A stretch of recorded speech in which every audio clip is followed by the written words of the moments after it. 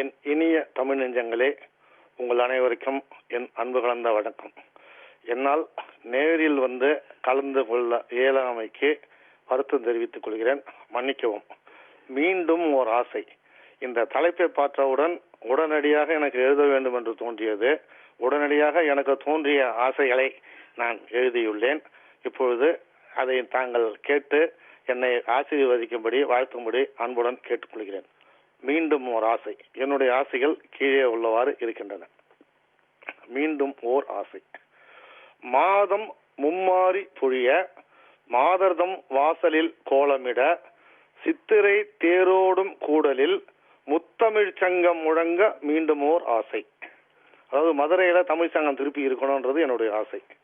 அடுத்தது, காற்றிலே கலந்த பாடல்கள் காதிலே வந்து பாய்ந்திட, தவிக்கும் திரைப்படங்கள் சிறக்க, கவியரசு கண்ணதாசன் பிறக்க மீண்டும் ஓர் ஆசை.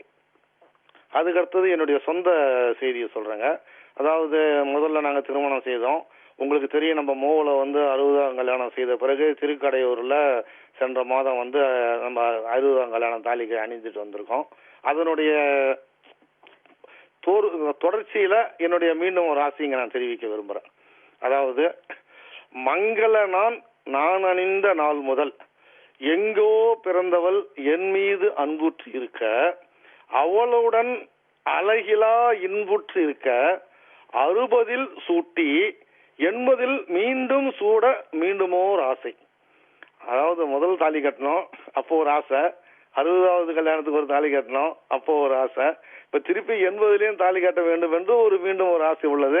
அது ஆண்டவனும் உங்களுடைய ஆசையினாலும் ஆசீர்வாதத்தினாலும் நிறைவேறும் என்று நம்புகிறேன். அதன் பிறகு கொஞ்சம் தத்துவம். ஆடையின்றி பிறந்தவர் ஆசையுடன் பிறந்தனர். கோடி ஆடையுடன், கோடி ஆடை என்றால் அந்த இறுதி ஊர்வலத்துல புதிதாக போத்துகின்ற ஆடைக்கு கோடி ஆடைன்னு சொல்லுவாங்க.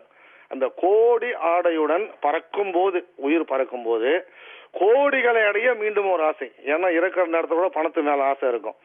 ஆடையின்றி பிறந்தவர் ஆசையுடன் பிறந்தனர். கோடி ஆடையுடன் பறக்கும் போது கோடிகள் அடைய மீண்டும் ஒரு ஆசை.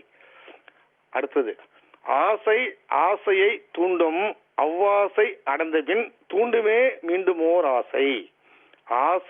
ஆசையை தூண்டும், அவ்வாசை அடைந்த பின் தூண்டுமே மீண்டும் ஓர் ஆசை. நன்றி, வணக்கம். அன்புடன் சிவபிரகாசம்.